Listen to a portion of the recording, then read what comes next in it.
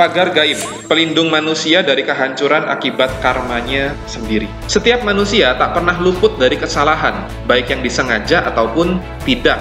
Manusia salah bisa karena dua penyebab, yakni penyebab pertama, dia salah karena tidak tahu mana yang benar. Dan penyebab kedua, dia salah karena memang sengaja salah.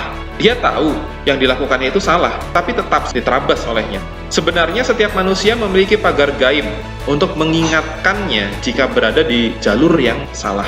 Pagar gaib ini berusaha mencegah seseorang agar tidak mengumpulkan karma negatif lebih banyak lagi akibat perbuatannya. Pagar ini bisa muncul dalam aneka wujud, seperti terkena penyakit, orang itu terkena musibah, tiba-tiba diomelin orang, dinasehatin orang, mendapat surat peringatan dari perusahaan, mengalami kecelakaan tapi yang tidak membahayakan nyawanya, kehilangan harta benda atau barangnya rusak mendadak, mengalami hambatan yang kita tidak kuasa menyelesaikannya, keluarganya tiba-tiba meninggal, orang terkasih tiba-tiba pergi, ada pertengkaran rumah tangga di rumah, anak juga tiba-tiba sakit, dan lainnya. Tingkat hambatan atau rasa sakit yang kita rasakan akibat menabrak pagar gaib ini dimulai dengan intensitas kecil.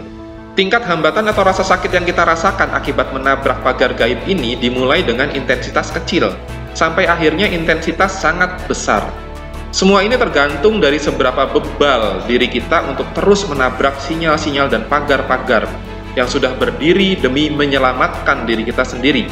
Contoh sinyal ringan, spion motor baret karena bertabrakan dengan spion motor orang. Contoh sinyal berat, kecelakaan hingga patah tulang dan perlu waktu 9 bulan sampai kaki sembuh total. Pagar gaib ini yang menjadi sinyal alarm apabila manusia sedang menggali yin. Alarm ini aktif saat perasaan yang dia rasakan saat menggali yin adalah perasaan nikmat.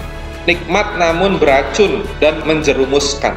Alarm ini berguna agar ia segera sadar dengan melakukan introspeksi diri, kemudian tidak malas dan bebal untuk berbalik arah kembali menaiki gundukan yang. Walau awalnya, perasaan yang dirasakan adalah derita tak mengenakan, nanggung, pahit, tapi menyembuhkan. Sikap ini kalau dilakukan itu menyembuhkan seperti obat. Ada yang mau dan mampu, tapi lebih banyak yang tak kuasa untuk menolaknya. Sebagai seorang naga, sebagai seorang pengguna golok pembunuh naga dan pemanggil pedang langit, kita haruslah peka terhadap sinyal-sinyal dari pagar gaib kita sendiri.